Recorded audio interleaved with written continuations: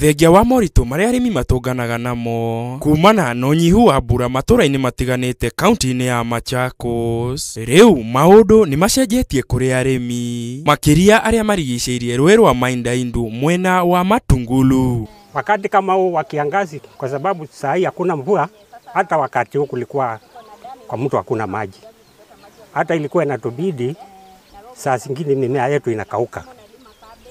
Kwa hivyo kwa saa hii tunapanda bila wasiwasi kwa sababu tuko na maji. Tangu waanze kufungia hii maji mwaka-inĩ ũyũ nĩguo aikari mwena ũyũ ũnyitanĩri-inĩ na anyitĩte mĩhonge-inĩ itiganĩte mambĩkire mũtaratara wa kwenja thiranga mũgwanja hakuhĩ na rũĩ rũrũ nĩguo kũmateithĩrĩria gũtega maĩ maya. Waanze kufungia hii maji,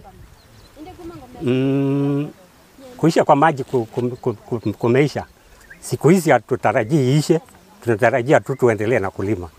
Arĩmi aya maugĩte mũbango ũyũ nĩ ũkũmahotithia gũthiĩ na mbere na ũrĩmi mwena ũyũ kuona rĩu marĩ na maĩ mangĩmahotithia kũgeria ũrĩmi wa mĩmera ĩtiganĩte. Sasa tumepindua, tunalima nyanya, hatukuwa tunalima nyanya, tunalima cabbages, hatukuwa tunalima cabbages, na tunaweza letewa kitu kingine kwa sababu NGOs wanaendelea na kuja, tunaweza pinduliwa tuletewe kitu kingine kile ambacho tutatafutiwa soko, tukilima tunapeleka huko. Maugĩte mũbango ũyũ to wa kũgacĩrithia ũrĩmi tu, ĩndĩ nĩ ũgũteithĩrĩria kũnina thĩna wa maĩ gũkũ magĩtanya makĩria ma mĩciĩ 15,000 kũgunĩka na mũbango ũyũ. We wanted to restore this river to be permanent, to go back to the old years whereby we had spring, we had permanent water, and we wanted to be sure that the community will have a reliable source of water throughout the year without struggling.